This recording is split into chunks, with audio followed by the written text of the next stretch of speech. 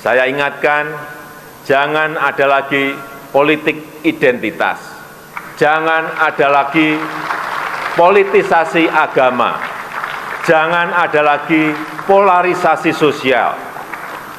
Demokrasi kita harus semakin dewasa, konsolidasi nasional harus diperkuat. Baik, apa yang disampaikan oleh Bapak Presiden kita Jokowi benar adanya, jangan sampai ada lagi apa yang namanya politik identitas. Jangan sampai ada lagi politisasi agama dan polarisasi nasional, karena hal tersebut akan merusak keutuhan bangsa dan negara. Mari berdemokrasi secara dewasa dan gentleman. Perlu diketahui bahwa pemilu 2019 adalah kompetisi politik yang sangat keras dan tajam. Narasi nasionalisme dan Pancasilais Bhinneka Tunggal Ika dan NKRI harga mati adalah lip service abang-abang lambe. Pemilu 2024 harus kita lihat sebagai kompetisi elit di tengah bangkitnya populisme dan era prostitut pasca kebenaran. Sementara potensi keterbelahan politik harus dijadikan pertimbangan agar publik ini tetap utuh. 16.771 pulau dan 718 bahasa daerah yang ada di Indonesia harus tetap eksis. Kebutuhan objektif yang sangat mendesak bangsa ini adalah untuk menuju tatanan kehidupan masyarakat yang gemah ripah jinami. Keterlibatan aktif masyarakat sipil dibutuhkan untuk menggemakan suara kenabian guna menjaga kewarasan berpikir bagi mereka yang masih waras berpikir.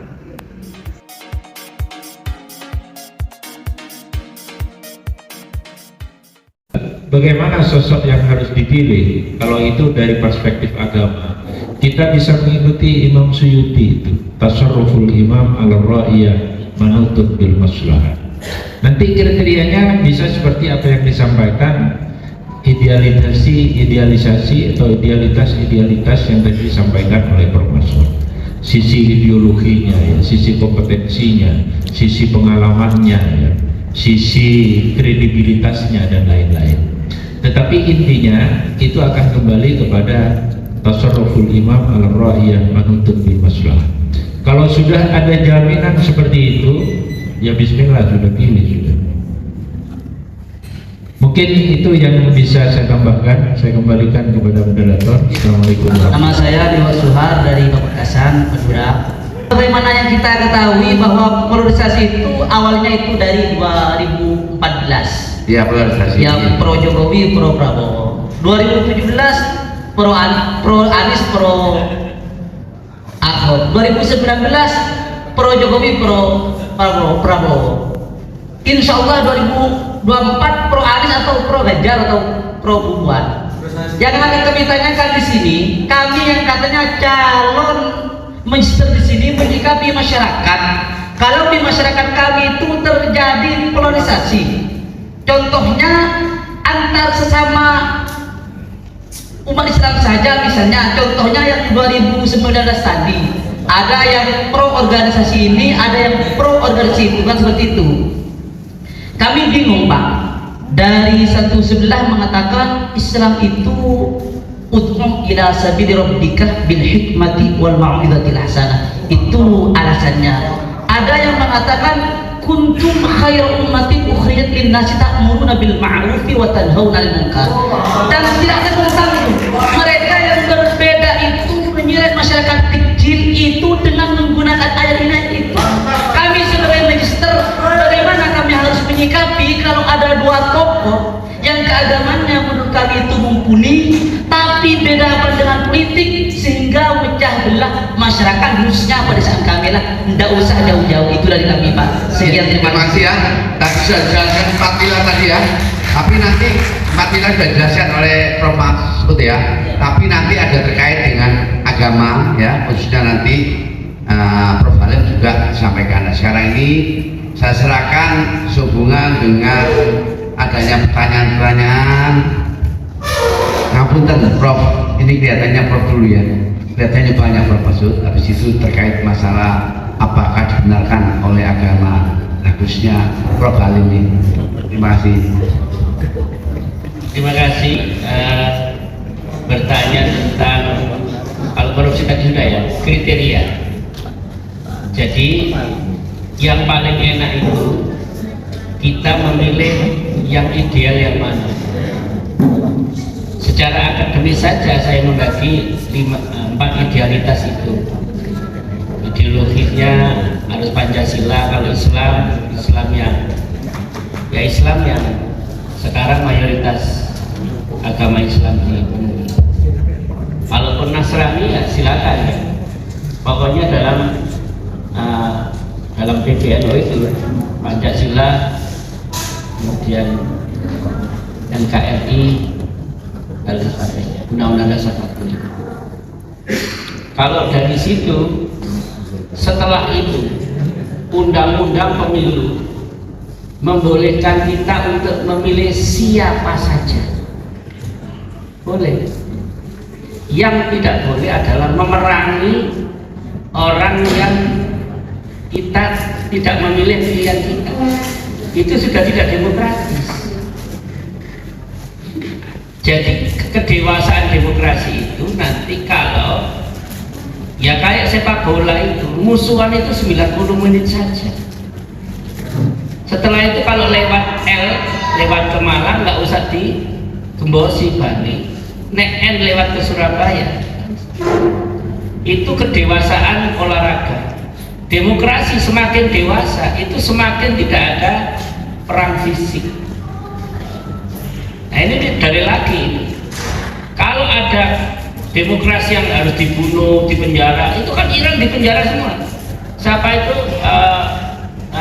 Ayatullah Ruhollah Khomeini, kemudian Saddam Hussein, mati semua itu. Baru diganti. Kan kita tidak begitu. Jadi ini hanyalah soal pilihan, choice. Di dalam demokrasi tadi yang bilang regular election. Kalau kemudian every citizen has equal voting powers. Kitab-kitab itu, kitab-kitab demokrasi mengatakan begitu. Kemudian ada juga bisa competing idea. Gontok-gontok itu tidak apa-apa dalam demokrasi. Yang nggak boleh itu setelah gontok-gontokan membunuh. Kalau setelah gontok-gontokan apa? Tidak sapa, keluarganya pecah, persaudaraan tetangga pecah, jangan. Satu pulau pecah, jangan. Jadi situ. Kemudian ada yang sifatnya pakem di demokrasi, ada yang kembangan, tak budi tak budi. Kalau yang pakem, misalnya 5 tahunan, jangan dirubah. Yang pakem, semua orang boleh milih, jangan dirubah. Perkara yang satu nanti ya Pak Anies itu muncul lagi yang dulu Prabowo, ya tak? Perkiraannya yang Pak Anies itu nanti melawan yang non Pak Anies, yang cebong itu yang di luar Anies, yang Anies itu kadrun. Loh, ini kan ngopo nyonarare kan gak perlu. Wong Anies ya gubernur, Anies ya misalnya Islam, kemudian Pak Jokowi ya gubernur ya Islam, Prabowo ya menteri ya Islam, kemudian Yai Ma'ruf, Yai Ma'ruf itu ya ketua MUI, kemudian Rais PBNU, terus Kaisa, pokoknya tidak Anies, Yai Ma'ruf pun kafir. Iki guru ini sopo arek ngaji ndok endi, ngaji ndok Google. Jadi jangan ambil aja itu kayak sepak bola, sudah selesai, buktinya selesai itu. Andai kita sampai membunuh, betapa orang yang nggak ada gunanya, karena tadi makanya guyon ya tadi. Awak itu loh, belani Anies sama tutup bunuh orang, kenal aja orang, tau gini orang. Ya biasa aja, coblosan aja, nggak masalah. nggak usah perang. Dicoblos sebenarnya kok repot. Kalau untuk menang, nah ini tadi kalau saya PowerPoint ini Pak, Indonesia itu 275, punya suara itu sekitar berapa? 190 juta, 180 juta. Itu 67% di Jawa, 67% di Jawa. Makanya Pak Luhut Panjaitan saya tidak akan nyapres. Karena apa? Siji gak pakai Jawa, loro gak Muslim. Karena dia tahu komposisi yang menang Jawa, yang menang. Contoh, ini nanti Pak, naik Jakarta, Jawa Barat dikomodasi tambah Jawa Timur dia menang. Percaya apa enggak? Nah, gak percaya sekolah orang 10 tahun sampai. Lah asli Jawa Timur itu Pak sekarang itu 15 tambah 15 juta tambah kira-kira 15 juta sekitar 20 jutaan suara. Kalau 20 juta suara itu sama dengan 1/4 dari Pulau Jawa yang 67 itu. Jadi nanti ada analisis sendiri, karena ada analisis sendiri. Siapa yang bolong penguasa Jawa Timur dia menang. Anyar Pak Masud ini. Pak Masud kok belanya buka FIFA ini data, tidak. Mas Anies ini wis gak ono mari ki Pak. Oktober wis gak dapat. Jadi gak iso nang Kabupaten Kutai gak iso. Ya kendaraan dinas gak iso. Wis gak dapat kok. Mana no Ridwan Kamil, loh Ridwan Kamil ya mari ini 2023 selesai. Mas Ganjar itu tawur sampai puas. Omai bodoh. Sing meneng ae balik-balik istighosah iki. Sing nganteng iki Jawa Timur. Dipecah sapa Jawa Timur? Ngono sing pecah berada pandangan saya. Awak bukan pecah Jawa Timur dadi apa? Kowe sekolah marimu sekolah. Sekolahno marimu. Selesaikan sekolahmu, selesai. Iki urusan biasa lah 5 tahunan. Ekonomi ini nggak tambah tinggi. Nek jabat kepala dinas gak jadi wakil gubernur atau wakil bupati menengah. Ini urusannya kecil-kecil aja.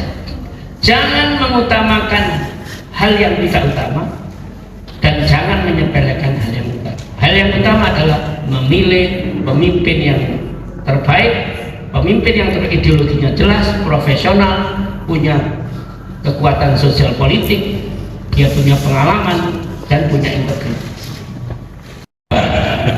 Besok guyon-guyon menteri nakal kayak saya, kasihan dirjen-dirjen saya.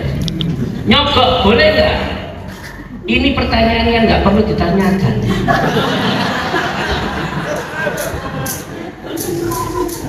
Nyolong oleh nggak? Tadi pesolong oleh nggak? Nyogok aku api apa oleh? Oleh apa enggak? Lu gak boleh kono Pak ditakok nek wis loro tanyane suci. Tidak. Untuk apapun enggak usah nyogok. Untuk apapun enggak usah nyogok, Pak. Contoh. Ya ini saya ketua Ikatan Sarjana Nahdlatul Ulama. Ini ketua MUI, direktur Pascasarjana. Ini ki nyogok ya tetap direktur Pascasarjana, gak nyogok ya tetap direktur. Kenapa tuh gak nyogok bareng? Kecuali rokok yang disah itu yang halalan bayi bayu. Jadi ini pertanyaannya nggak perlu ditanyakan, karena kalau dijawab mesti anak-anak. Oke, yang terakhir, Mas Toha tadi pertanyaannya soal apa tadi? Oh iya, sama udah tak jawab. Mas Toha santai aja. Engkau nanti jadi presiden, cari yang punya 5 kriteria itu tadi. Orang soleh, punya integritas, punya sosial politik, jenengan kenal, jenengan deket, apa Pancasila jelas, Islamnya jelas, dan bukan perusak. Itu aja.